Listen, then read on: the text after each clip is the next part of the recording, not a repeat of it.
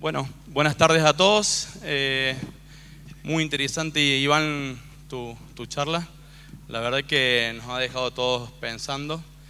Y justamente el panel lo integran jóvenes que tuvieron esas ideas y que están viendo todo este cambio que va a haber en el mundo y que está ya hoy y a cada día que pasa transformándolo para bien en un montón de cosas, y se abren un montón de oportunidades.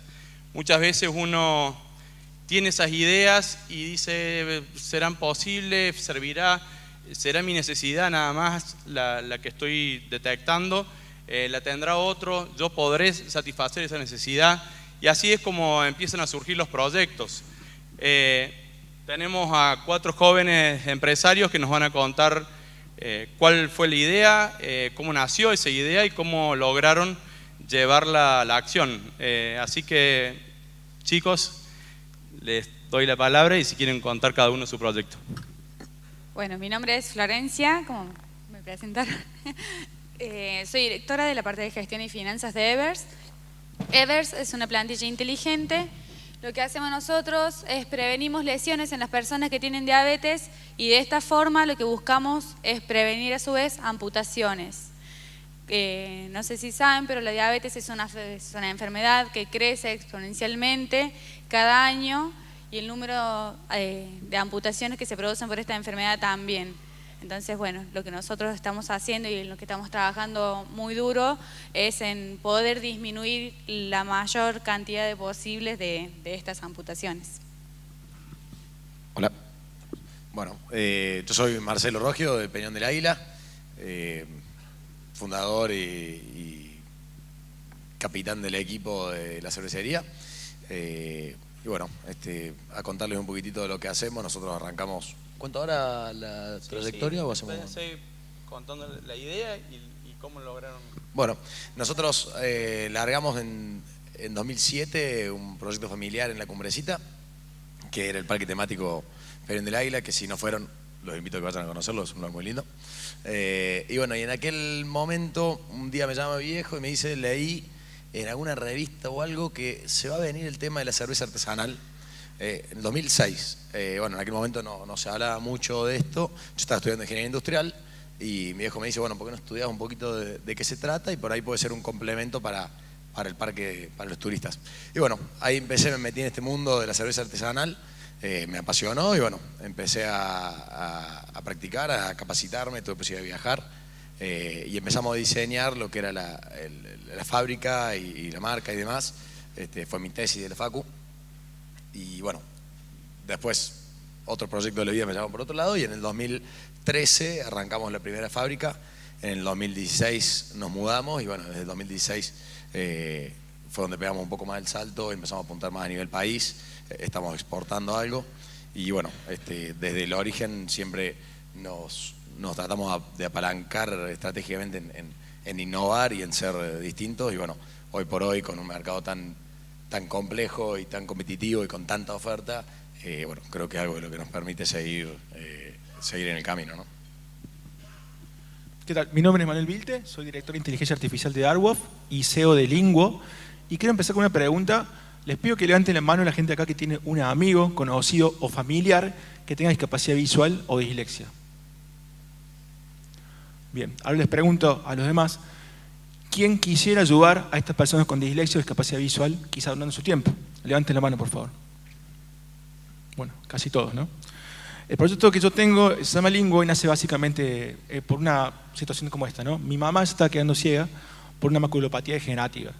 Ella era periodista, abogada y novelista. Y el hecho de no poder leer le significó cambiar la vida completamente. Así que con un amigo que era ingeniero empezamos a pensar en una aplicación en donde quizá con tecnología pudiéramos leerle a personas como mi mamá que no podían leer más, ¿no? Pero ¿qué pasa? Las voces robóticas eran muy frías, muy falta de humanidad. Y nos preguntamos cómo podemos hacer para que esto fuera mucho más escalable, para que los libros que se quería leer estuvieran disponibles. Y se nos ocurrió, como contaba Iván Petrella, armar comunidades, armar colectivos humanos donde la gente pusiera a leer libros de cualquier lugar del mundo y lo subiera en una aplicación que corriera en cualquier tipo de celular adaptada para personas con discapacidad visual. Así empezamos con Linguo, acá en Córdoba. grabando con 4 narradores que grababan desde su casa, pequeños audiolibros, y después empezamos a crecer en todo el mundo. Hoy somos más de 450 narradores en 117 países y tenemos más de 70.000 usuarios, ¿no? Que leen y escuchan audiolibros, y hay personas con discapacidad visual que escuchan, y hay gente que tiene tiempo, como ustedes, para donarlo, para hacer esta comunidad y hacer crecer esta audioteca pensada para todo el mundo, ¿no? Y un poquito, bueno, nuestra idea surgió así, ¿no? De una problemática social. Entonces siempre digo a la gente que empieza a emprender que piense que quizá un problema local debe ser global, o sea, global. Algo que está pasando acá se puede replicar quizá en todo el mundo, ¿no? Entonces, ¿por qué no quizá empezar a emprender con problemas como el tuyo, por ejemplo? Que quizá empezó acá, pero también una problemática que se puede en cualquier lugar. Y de esa forma tratar de llegar a más gente ayudando y quizá llegar a nuevos mercados, ¿no? Gracias. Hola, mi nombre es Sergio Bonancea, yo soy de Río Cuarto, soy microbiólogo. Y en el año 2008 aproximadamente, cuando estaba terminando mi doctorado en la universidad, había empezado a ser productor agropecuario hacía ya 2 años. Y bueno, no sé si saben, la carrera de microbiología es una carrera que está en Río Cuarto, por lo que yo conozco hasta el momento, en el único lugar del país. Entonces lo que veía en ese momento que había muchos, y bueno, obviamente como Río Cuarto es un sector que tiene mucha afluencia del agro, veía que muchos microbiólogos que se habían recibido se quedaban en Río Cuarto y investigaban o desarrollaban nuevos productos o nuevas líneas de investigación referidas al agro. Pero la mayoría, ninguno los encontraba en el mercado. O sea que de alguna manera lo que yo empecé a ver en ese momento es que todos los grupos de investigación relacionados a la microbiología, recuerden en esa época, a veces cuando decía que estaba estudiando microbiología me preguntan ¿micro qué? Como diciendo no entiendo de nada de lo que estás hablando, hoy ya es mucho más común. Entonces en ese momento se me ocurrió empezar a ver cómo de alguna manera podía llevar adelante esas ideas o esos desarrollos que estaban a nivel de las instituciones académicas y científicas de la universidad, llevarlo y transformarlo en un producto. Y así como nació, bueno, en su momento Ceres Demeter, que es una empresa que hoy decimos que lo que hacemos es fabricar bacterias, principalmente para la agricultura. Lo que apuntamos hoy en un propósito hacia futuro es lograr de transformar la agricultura del futuro, principalmente empleando bacterias o diferentes microorganismos que ayuden a generar una mejor producción, mucho más sustentable y con menos impacto en el ambiente. Y bueno, ya esto es una tendencia que se está dando ya a nivel global, hay muchos otros desarrollos ya bastante importantes que se están dando en otras partes del mundo, como en Estados Unidos y en Europa, donde ya esto es una realidad que calculo que en los próximos 10 años la agricultura se va a transformar. Así que es un poco el proyecto nuestro. Bien, Florencia, ¿querés ampliar un poquito más? Sí, me salté un poco la parte de cómo surgió el proyecto. Evers nació en el año 2016 como proyecto de tesis. Esto surge a través, digamos, de la vivencia de uno de los fundadores, donde Facundo, que es el que lo lleva adelante, estaba en el hospital por cuestiones de la vida y ve cómo ingresa una mujer con una chinche clavada en su pie. Esta mujer que entró caminando con una chinche resulta que era diabética, no tenía sensibilidad en los pies. Esta mujer que entró caminando a la semana se fue con media pierna amputada y en ese momento se preguntó a él mismo, digamos, ¿cómo puede ser que en pleno siglo XXI todavía tengamos una solución tan arcaica como amputar un pie en el caso de una lesión? A partir de varias investigaciones y de charlar con enfermeros y médicos nos dimos cuenta de que la única forma de prevenirlo era mediante la prevención. Y bueno, justamente en eso mismo estamos haciendo foco y estamos trabajando en prevenir y concientizar a la gente sobre esta patología y cómo preveniendo una lesión muy sonsa podemos evitar una amputación. Bien, excelente. Bueno, en un principio fueron ideas y las ideas hay que llevarlas a transformarlas en una empresa. ¿Cómo financiaron esas ideas para tener un producto ya consolidado como para salir a venderlo? ¿Cómo lo validaron? Nosotros, para empezar, cuando arrancamos, como te comentaba, era un proyecto de tesis, fue presentado, bueno, fue aprobado. De ese transcurso, digamos, hasta poder conseguir el primer financiamiento fue un paso realmente difícil porque era un ecosistema muy nuevo el del emprendedor, no había tanto conocimiento, no había tantos fondos y buscando y hurgando en internet siempre hay un montón de cosas y salieron 2 programas, uno que se llama Prende Conciencia, que lo dictaba el INVAP y el Balsero en Bariloche, que ayudaban a emprendedores en estadios de semilla para potenciarlos y decirles cómo armar un modelo de negocios, cómo llevar adelante un proyecto. Y después, por otro lado, estábamos también en, no recuerdo ahora el nombre del otro programa, pero era del gobierno de la provincia de Buenos Aires, que te daban un financiamiento en el caso de que vos ganes un concurso y que cumplas con ciertos requisitos. Para arrancar fue muy difícil porque, como te comento, en ese momento todo era muy nuevo y nosotros no teníamos los recursos ni los contactos para poder acceder. Después de que participamos y estuvimos en la parte de INVAP, ahí fue cuando dimos un disparo y dijimos que, bueno, empezamos a hacer los contactos y ver los concursos y a qué podíamos aplicar para poder financiar el proyecto. Eso es un poco cómo empezamos el camino. Marcelo. Bueno, perdón si me explayo un poquito acá, pero nosotros, como conté recién, arrancamos en el 2007 con este proyecto. Bueno, yo estudiando, armé el plan de negocios, preparé todo el proyecto, armamos toda la estrategia y bueno, empezamos a visitar bancos, ¿no? Caminar, golpear la puerta y la realidad es que fue una experiencia bastante frustrante. Estuvimos un año completo en el que nos comió la burocracia y finalmente lo que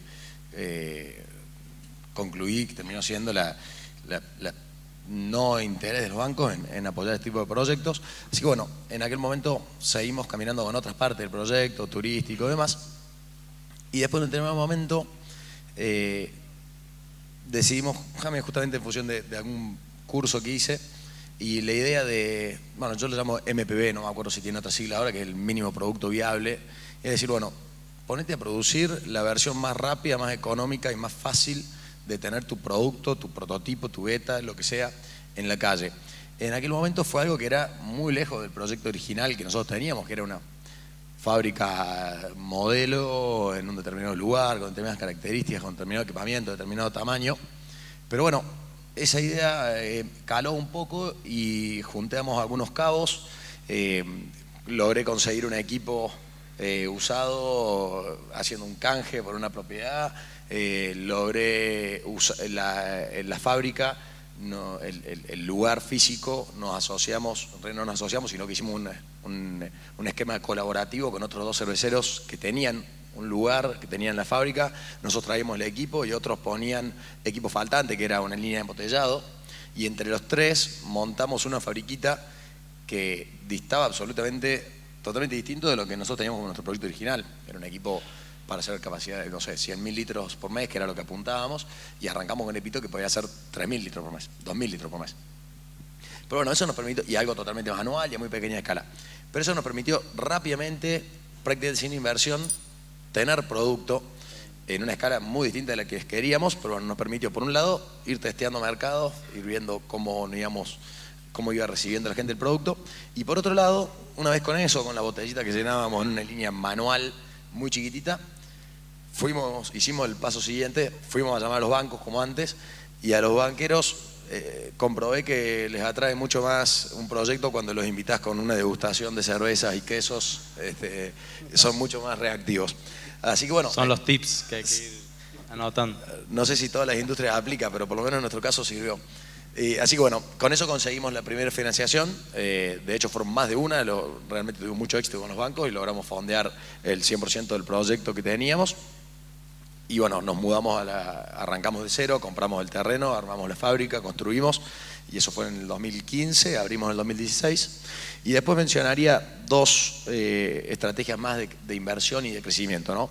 Una es el concepto de las franquicias, que por ahí no se las ve como un esquema de financiamiento, pero para nosotros fue el esquema de financiamiento porque nos permitió crecer con inversión de otros, digamos, no propia, y nos permitió regionalizarnos a nivel país con modelo de negocio de la franquicia, que son los bares Peñón, que hoy hay en las principales ciudades del país. Así que ese fue un esquema bastante interesante. Bien, dos cosas importantes, que es la innovación y la constancia en la idea. Eso a la hora de emprender es algo que hay que tenerlo muy en cuenta, lo que acabas de contar. Manuel. En nuestro caso, y para aquellos que están trabajando en tecnología, les tiro dos tips, ¿no? Piensen siempre que afuera quizás es un poquito más fácil conseguir financiamiento, acá Argentina es un país bastante complicado, muchas veces. Sin embargo, si pensamos que la tecnología se aplica en todo el mundo, también quizá hay forma de conseguir financiamiento de afuera, ¿no? En este caso fue así. Pedimos quizá un FondSoft, que es un fondo de software, de apoyo a software, tardó como un año en llegar, y cuando llegó ese fondo, casi no teníamos empresa, no teníamos empleados y nos costó mucho. Entonces pusimos en Twitter hashtag startups, hashtag apply, y empezamos a levantar un montón de propuestas de convocatorias aceleradoras o incubadoras de todo el mundo que te daban $25.000, $50.000 y $100.000 en el caso que vas a aplicar a ese tipo de vertical. Y empezamos a aplicar, y nos fue bien, porque realmente afuera la oferta es muy grande y realmente también quizás hay muchas oportunidades. Entonces no piensen que solamente acá hay oportunidades, piensen también a nivel global, ¿no? Y ganamos un premio del MIT, después otro premio de Google, otro UNESCO, y nos llevaron a Dinamarca con una inversión de 50.000 euros y con también la posibilidad de hacer la empresa allá y varias cosas más, y empezamos a crecer en todo el mundo, ¿no? Entonces nuestro financiamiento fue como algo, una mixtura entre financiamiento externo, de capitales de afuera, y también de acá de Argentina, pero lo que nos hizo crecer fue realmente la colectividad, o sea, el tema de lo que hablaba Iván hace un tiempo, esta comunidad que vos ibas creando, que te iba empoderando en la sociedad, y la también función social que hacía que de boca a boca quizás eran nuevas oportunidades, ¿no? Entonces, si tengo que decir algo, piensen siempre que el mercado es el mundo, y por lo cual también las oportunidades están afuera también. No se queden solamente con lo que está acá, ni con los bancos, ni con las cosas que están acá dando vuelta. También piensen afuera y quizás simplemente sea un hashtag o un Google Alert que les permita llegar a ese financiamiento de esa vertical que ustedes están buscando. Bien, perfecto. Bueno, en mi caso, nosotros cuando comenzamos en realidad el financiamiento fue con financiamiento propio. Hicimos un crecimiento bastante gradual. En los primeros años yo era productor agropecuario y con parte de lo que ganaba en la agricultura lo podía volcar en lo que era el proyecto.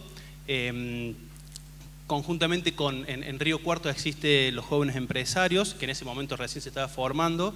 Yo soy microbiólogo, o sea que no venía del palo de armar un plan de negocio y toda esa parte, así que me empecé a sumar a esa comunidad. En esa comunidad logré aprender muchos cursos, muchas charlas, muchos eventos que nos permitían, o charlas así de sensibilización que me ayudaban a poco a poco a ir creciendo en el proyecto. Lo que nosotros queríamos hacer era transferencia de tecnologías, o sea, de alguna manera transferir conocimiento de que había en las universidades y el sector privado, y nos costaba mucho porque nuestro principal cliente eran otras industrias en ese momento que fabricaban productos o bioinsumos, y en ese momento lamentablemente nos cerraron mucho las puertas, ¿no? Entonces lo que hicimos fue tomar un camino, empezar a fabricar un producto que es un commodity que hoy ya se usa en toda la parte agrícola, que son los inoculantes para soja, y a partir de eso empezamos a generar ingresos dentro de la empresa para poder de alguna forma ir haciendo un crecimiento más interno, directamente apalancándonos con los mismos ingresos nuestros. Ya en estos últimos 2 o 3 años la empresa empezó a llegar a un equilibrio, un punto de equilibrio. Ya estoy cobrando sueldo por lo menos, que eso es lo que no pasa en los primeros 6, 7 años del emprendimiento. Y a partir de ahí empezamos el último año empezamos a salir un poquito a buscar algunos otros capitales por fuera. En esa búsqueda, en realidad nosotros estábamos buscando un proceso más de mentoría para poder de alguna forma globalizar la empresa. Hace muy poquito invirtió con nosotros un inversor ángel que es muy conocido acá en Córdoba, que es Luciano Nícora. Él se incorporó hace 3 meses casualmente en la empresa para darnos un poco una mirada y ayudarnos en lo que es todo este crecimiento. Pero básicamente los primeros estadios la inversión fue propia, padre, amigo, tío, abuelo, quien pasaba por el frente del local lo traíamos y veíamos si le podemos sacar un poco de plata. Así que esos fueron los inicios. Perfecto. Bueno, y más allá de la coyuntura actual del país, ¿cómo ven su proyecto de acá a 1 año, a 5 años? ¿Cómo se proyectan? En la actualidad, la proyección más cercana que tenemos es poder finalizar el producto. Actualmente, como pueden ver acá, traje para que vean, existe, pero lo seguimos trabajando, seguimos mejorándolo, o sea que lo principal es poder terminarlo y poder salir al mercado. Y a 5 años, uno de los deseos que tenemos no es únicamente es pensar, digamos, porque es un producto, sabemos que los productos médicos como de este tipo, que tienen tecnología y que tienen muchas cosas, son caros y sabemos que van directamente a una persona que tiene poder adquisitivo alto. Lo que buscamos es que las personas que no tienen los recursos también lo puedan adquirir. Así que uno de los objetivos a 5 años, poder trabajar con obras sociales y aseguradoras para que la mayor cantidad de personas puedan tener este par de plantillas en su De acuerdo casa. a lo que me comentaron, son proyectos, yo pregunté por la coyuntura del país, pero son proyectos globales, entonces por eso me imagino que la mirada a 5 años existe y no sabemos qué va a pasar, sino que le apuntan al mundo con los productos. Sí, no, nosotros actualmente, así, al mundo apuntamos seguro, eso no lo dudes. Se piensa mucho en el mercado local, en lo nacional, pero sí pensamos afuera, sabemos que son productos que son escalables y que tienen toda la capacidad para llegar a todo el mundo. En la actualidad estamos trabajando en Chile, formamos parte de un programa que lo larga Startup Chile, que es el SID, y también hace poquito hemos firmado contrato con el Hospital Albert Einstein, que tiene una incubadora que se llama Respio y que justamente trabaja puntualmente con productos médicos, y estamos comenzando a hacer las pruebas clínicas allá y a hacer todo un seguimiento y una investigación en Chile y en Brasil también. Bueno, es difícil saber qué va a pasar en 1 o 2 meses como para saber qué va a pasar dentro de 5 años. Pero en este sentido mi comentario, lo que me gustaría dejar acá es, bueno, Argentina siempre ha tenido estos sub y bajas y es un país que genera mucho riesgo y muchas amenazas, pero también genera muchas oportunidades. Entonces, en nuestro caso es seguir estando ágiles, creo que esa es la clave, estar ágiles para tratar de aprovechar los momentos y las oportunidades en la buena, y también para poder minimizar los momentos en la baja o incluso aprovechar las oportunidades, porque también siempre aparecen oportunidades en los momentos de crisis. Nosotros puntualmente el foco va a estar en enfocarnos, como bien decía recién Javier, seguramente gane quien gane en las elecciones, los dos gobiernos ya, digamos, las dos propuestas ya han dejado claro, al menos en las palabras, que uno de los focos va a estar puesto en la exportación. Hacen falta divisas, así que bueno, nosotros estamos apuntando fuerte justamente a los mercados de exportación. Ya estamos en algunos países y esperamos cerrar el año con mayor exportación. Y el otro proyecto innovador, y también tiene que ver con financiamiento y también con globalizarse, largamos hace poquito un plan para generar financiamiento a través de la plataforma C Socio, que es una plataforma online web que permite invertir en estos proyectos de todo el mundo y bueno, sobre todo con el objetivo de acercar pequeños inversores y poder generar a su vez una comunidad muy fiel y muy fuerte de seguidores, digamos, ¿no? De mi parte también, ¿no? Un poco comentando lo que decía él, el argentino es una persona muy resiliente, ¿no? Una persona que se adapta.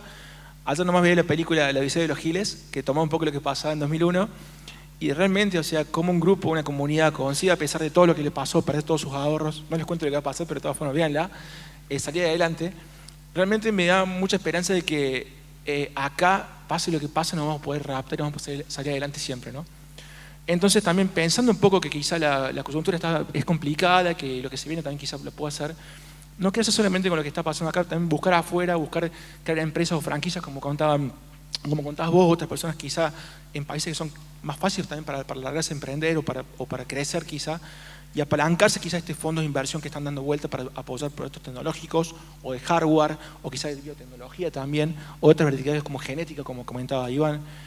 Y bueno, aprovechar eso, los recursos del mundo, ¿no? Porque Argentina es hoy un mercado global y también somos emprendedores globales. Entonces de esa forma, quizás si nos quedamos con los programas locales, no estamos viendo el panorama y el bosque está siendo tapado por un árbol, ¿no? Bueno, yo creo que, o sea, partiendo de la base de que, como decías recién, uno cuando pensó en formar este emprendimiento, siempre uno pensó, a ver, yo tengo la idea de que a partir del 2001, del 2002, cuando comenzó a globalizarse el mundo, nosotros somos habitantes de un planeta, más que ciudadanos de Argentina. Entonces creo que en alguna forma creo que tenemos que pensar nuestros emprendimientos en forma global. Y si bien en este momento a lo mejor Argentina está pasando por un estado de coyuntura compleja y complicada en un primer año o en los próximos 5 años, creo que si la mirada apostamos a nuestras empresas o a nuestros emprendimientos, a mirar el mundo como un mercado, creo que es como que nos da por lo menos otra mirada distinta si solamente pensamos que nuestro mercado es acá, es el local. Y obviamente con esto no quiero decir que nos vayamos a instalar nuestra empresa o nuestra industria en otra parte del mundo, sino que hacerlo de acá mirando al mercado como el mundo. Entonces de alguna forma vamos a apoyar a la Argentina en cuanto a su crecimiento y por otro lado vamos a poder de alguna forma que este emprendimiento o los emprendimientos se vayan globalizando. A mi modo de verlo, creo que nunca es un momento ideal para emprender, creo que siempre son los momentos ideales para emprender. Creo que lo importante es tener esa motivación para lograr transformar a uno que tenía una idea en un producto y, como decías vos recién, hacer un MVP, o creo que era así como se llama, el producto mínimo viable, en traducción en castellano, y salir y hacerlo. Creo que más allá de la coyuntura, creo que lo que lo caracteriza a los que estamos emprendiendo es ser tenaces o tercos, ya le seguimos dando, ¿no? Bien. Bueno, hay muchos jóvenes en la sala y me gustaría si pueden darle 2 o 3 palabritas que ustedes quieran decirle, lo que ustedes quieran decirle. Yo por mi parte les voy a decir una cosa, hace 15 años que tengo mi empresa y alguna vez me preguntaron, ¿alguna vez te arrepentiste de haber emprendido tu propia empresa?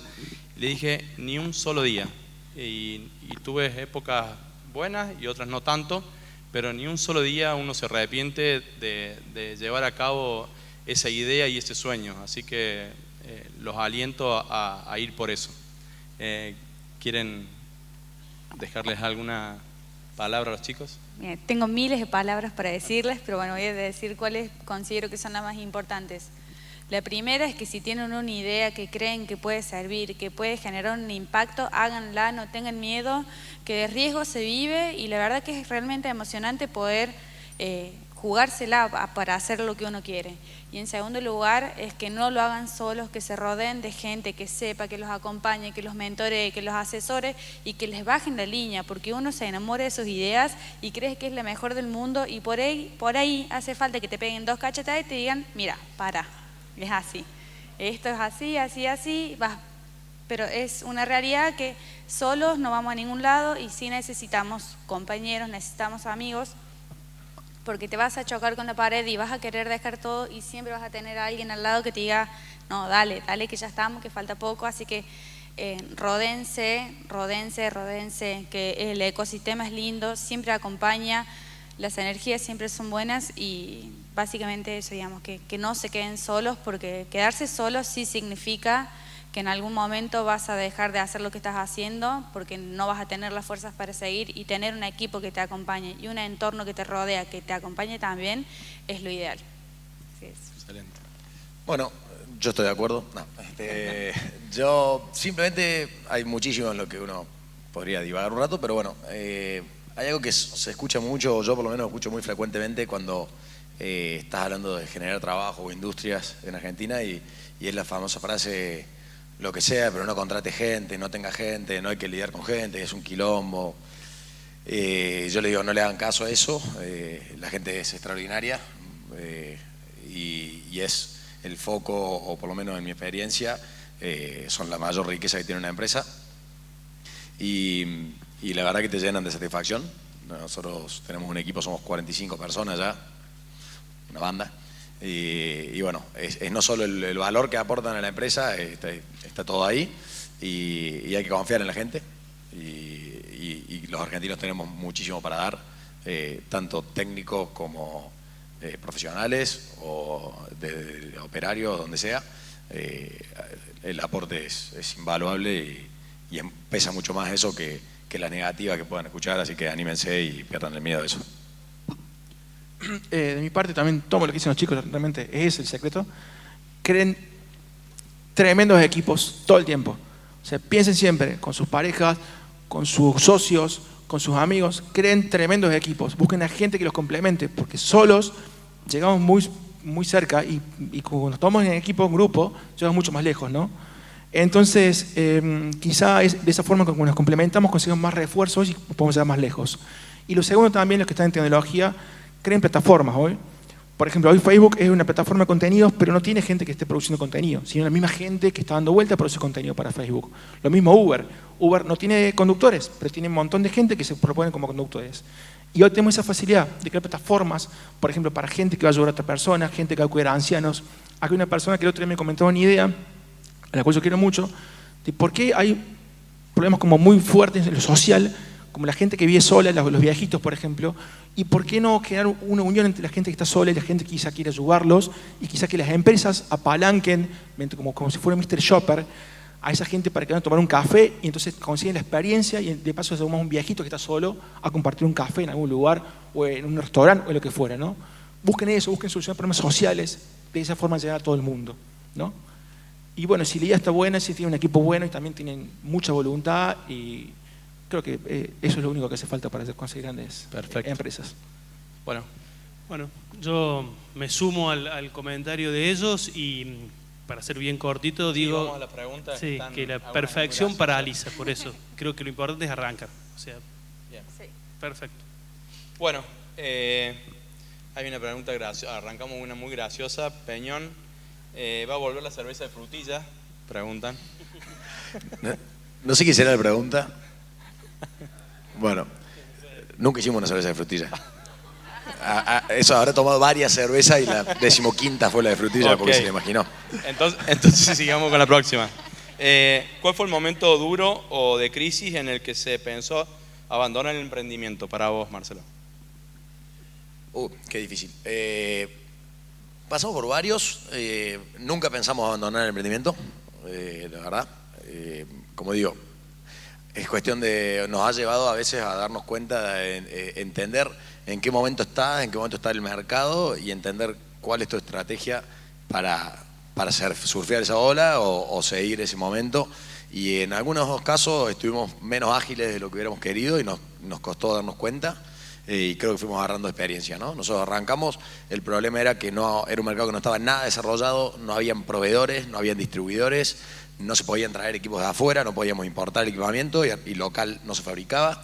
Entonces el problema fue mayormente de proveedores y de mercado. Después hubo un momento de auge, se desarrollaron los proveedores, se desarrolló el mercado, distribuidores, creció el consumo muchísimo y hoy por hoy caemos en un problema en donde el mercado actual se da con la superpoblación de mucha oferta y la gran amenaza que es la informalidad, en donde bueno, hoy tenemos que tratar de combatir contra eso y tratar de enfocarnos en que se desarrolle de manera orgánica el mercado y un poco más regulado. Bien. Para todo el plantel, el panel, ¿qué opinan del comportamiento del Estado en las etapas iniciales del emprendimiento?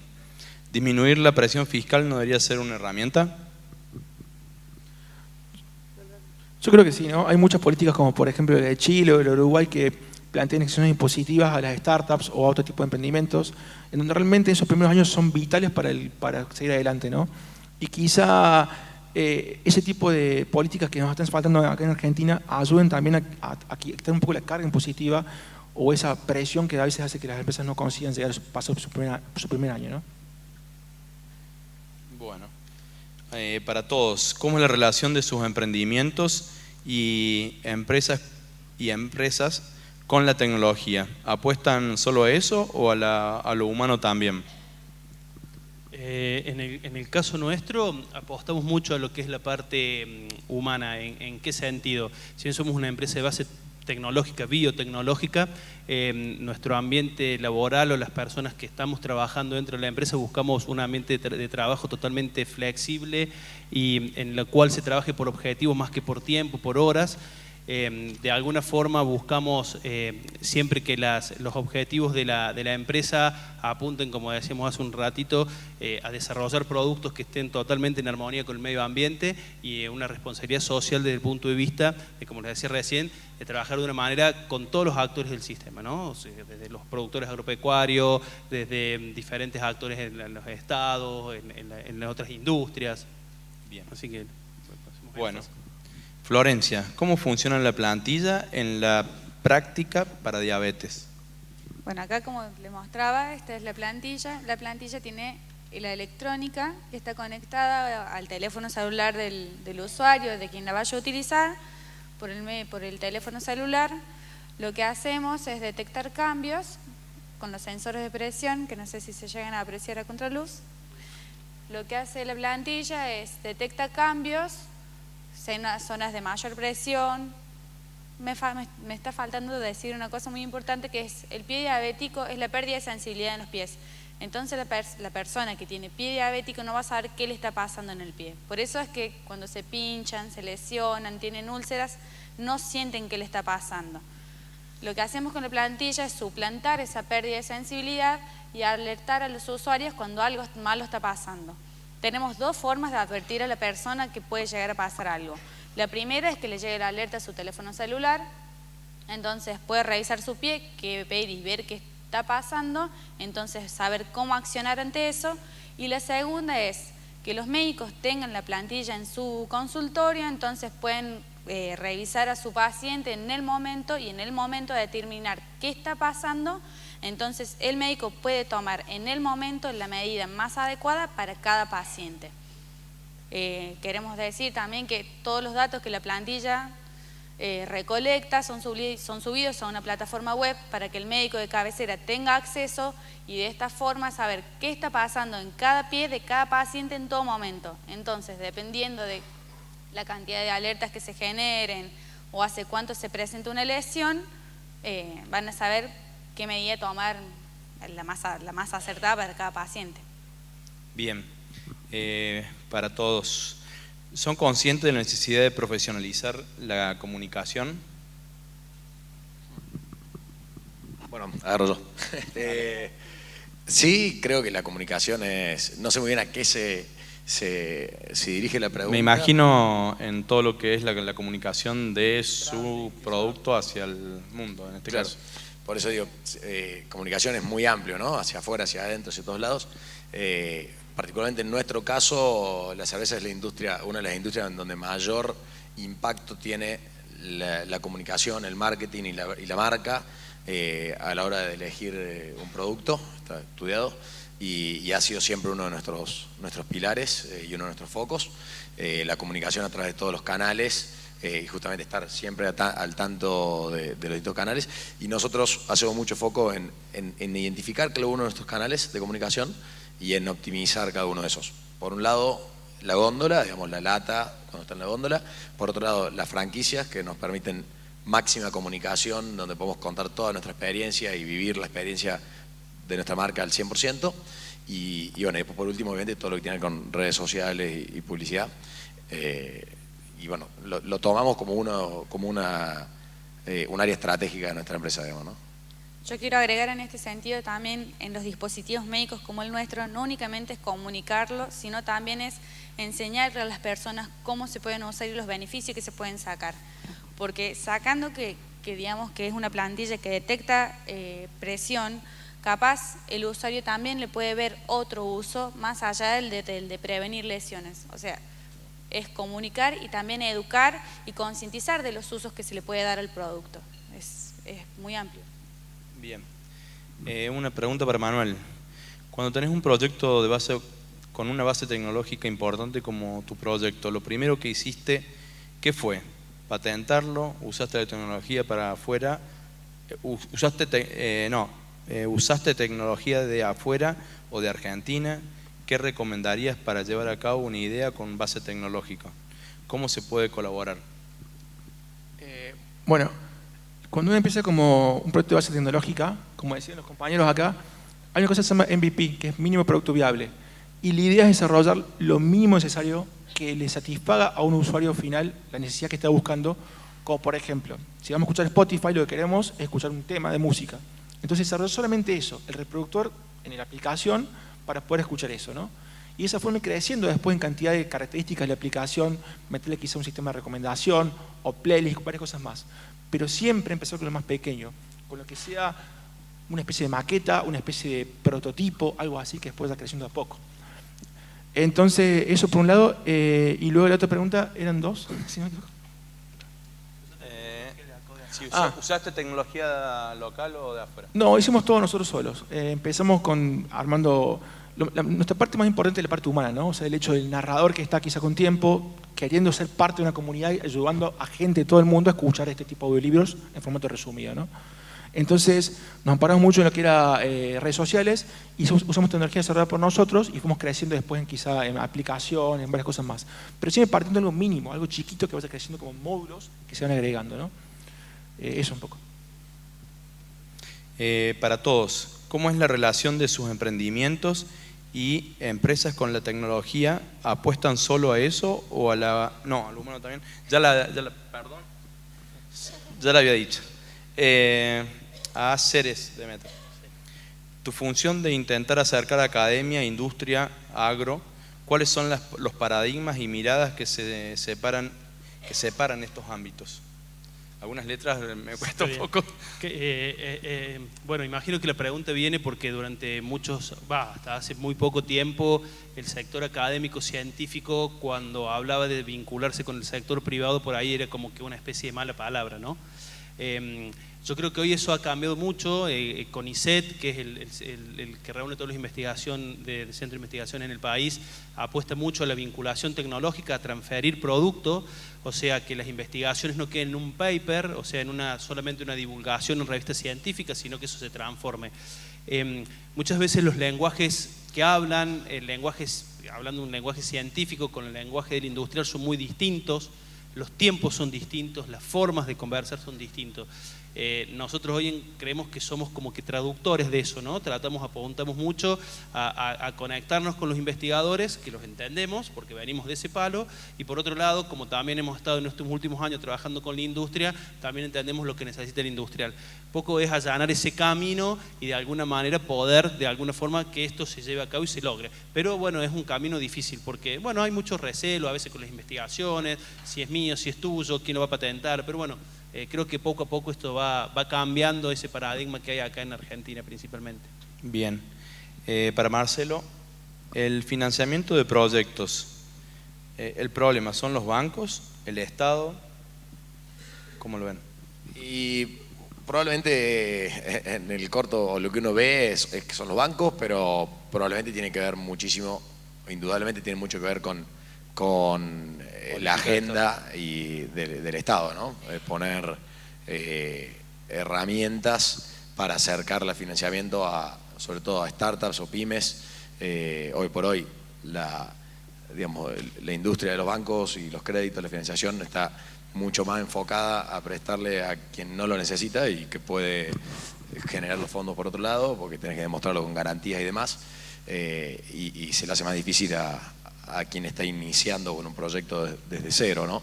Pero bueno, por suerte a nivel Estado, tanto a nivel nacional como provincial, hay varios proyectos de subsidios y de financiamiento muy puntual y muy chiquito para iniciar. Es cuestión de caminar, buscar y asesorarse porque hay oportunidades. Bien. Florencia, ¿cuentan con diseñadores industriales? Sí, tenemos diseñadores industriales, tenemos ingenieros industriales, tenemos ingenieros biomédicos y para que tengan una nota de color, yo estoy estudiando profesorado de Historia en la Universidad Nacional de Córdoba, así que diciendo esto quiero dejar el mensaje, digamos que no importa qué estudien o qué carrera tengan, si tienen una idea y la quieren trabajar, vayan para adelante porque hay equipo para todo. Perdón, agrego algo al...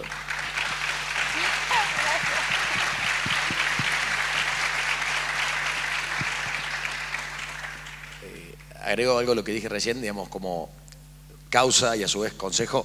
Hay un gran problema hoy muchas veces y es que muchos emprendedores no pueden llegar a financiarse, a generar financiamiento formal, debido a que la trayectoria que han tenido ha sido informal. Pasa muchísimo en la industria. Entonces, eso es algo que tenemos que tratar de tener en cuenta. Muchos le tienen miedo a la formalidad, lamentablemente, y muchos arrancan en la informalidad. Y todos esos años que vos estás en la informalidad son años perdidos de track record, de balance o de lo que sea, que es lo que después va a necesitar para conseguir financiamiento en bancos o en lo que sea, ¿no? Bien, al panel en general. En emprendimientos industriales y locales, donde dependemos de proveedores y consumidores locales, y el financiamiento local, como la mayoría de las pymes, necesitamos una coyuntura nacional estable. cómo poder pensar en un mercado global desde lo local. Con Google, creo, básicamente. O sea, es como le comentaba, si ponen hoy fondo de financiamiento, por ejemplo, esto, hashtag startups apply, por ejemplo, en Twitter, o ponen Google Alert, que si van a google.com/alerts y le ponen, por ejemplo, financiamiento para empresas, no sé, del rubro bebidas o del rubro biotecnología, tienen que empezar a llegar cosas todo el tiempo. Es simplemente empezar a buscar y armar esas alertas para que la información que vos buscas llegue a vos y no tengas que perder tiempo buscándola. Y muchas veces, sin querer, te llega un mail con este financiamiento que vos estabas esperando justamente para empezar con tu emprendimiento. La idea es básicamente eso, que tomes un tiempito quizá para automatizar procesos, que de esa forma te hagan que no pierdas tiempo buscando ese tipo de financiamiento, caminando cuadras o llamando por teléfono, que es tedioso. Bien, ahí agrego una cosita. Los jóvenes hoy por hoy, yo me considero joven y la verdad que los jóvenes, más jóvenes, nosotros en su momento pensábamos, nos venía un cliente y nos pedía un producto de mi empresa tecnológica y se lo hacíamos el producto. Hoy por hoy los jóvenes, los que tienen sus 25, 30 años, cuando una empresa le pide algo, que desarrolle algo o haga algo, directamente se da vuelta, ve si hay un mercado global para esa necesidad o ese producto que le están pidiendo, y si no está ese mercado global, ni siquiera lo hace, no es un proyecto apetecible o que lo quiera hacer. Entonces es desde el punto de vista no solo de contar con la pata de proveedores, todo eso, sino directamente de la esencia de lo que se va a hacer. Nacen los proyectos como globales y eso está buenísimo. Bueno, fue algún... Evers, para vos. ¿Cómo se... Esto es cierto. ¿Cómo se podría prevenir una amputación? ¿Y se podrían tener efectos secundarios a través de los métodos de prueba? Si la primera pregunta tiene que ver, digamos, ¿qué métodos se utilizaban antes? La respuesta es que era primero por control del médico, que los pacientes si ya tenían una lesión iban una vez por semana, una vez por mes, dependiendo del grado de la lesión. En segundo lugar, la otra forma de control era la autorrevisión, digamos, la persona se realizaba una revisión en el pie y veía si tenía una lesión o no. Este método era el menos objetivo de todo porque primero nadie se revisaba y segundo, si veían una lesión la dejaban pasar para la otra semana, cosa que no se tiene que hacer, pero bueno, se hace igual. Así que métodos antes de la plantilla a nivel latinoamericano no existía. Y la segunda pregunta tiene que ver si tiene efectos secundarios. No, no tiene efectos secundarios. Es una plantilla que tiene la electrónica afuera, la batería está afuera, así que lesiones no va a tener. Lo que sí puede llegar a pasar, que bueno, es lo que estamos trabajando para que no pase, es que no detecta algún cambio. Eso estamos realizando, digamos, las pruebas clínicas y todo lo que tiene que ver la investigación para que, digamos, eso no pase. Actualmente no estamos en el mercado, así que seguimos trabajando para tener las mediciones más exactas y más correctas en el momento correcto. Bien. Marcelo, vamos con la última. ¿Cómo afecta el consumo de artesanal en Córdoba de cerveza? ¿Sacando a la industrial o buscando incrementar el consumo? Bueno, no me quedó del todo clara la pregunta, pero bueno, voy a contestar lo que me parezca. Ampliando el market share. Bien, sí, creo que es uno de los temas. Para dar un dato, digamos, en Argentina se consumen 44 litros per cápita de cerveza por año. En total es menos que la media de la región latinoamericana, que anda cerca de 60, y mucho menos que el máximo mundial, que es República Checa, toman 160 litros per cápita por año, una cosa así. Genios. Perdón. Y bueno, de este mercado lo importante es que solamente el 3% es artesanal.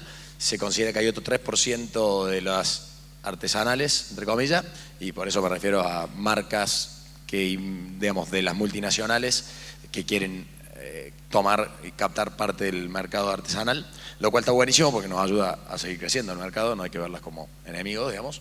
Y bueno, por lo menos en nuestro caso, y es lo que tratamos de transmitir, es el foco está no en tomar más de ese 3%, sino en hacer que ese 3% crezca. Hace 4 o 5 años no era ni el 1%, y en Estados Unidos ya es del 17%.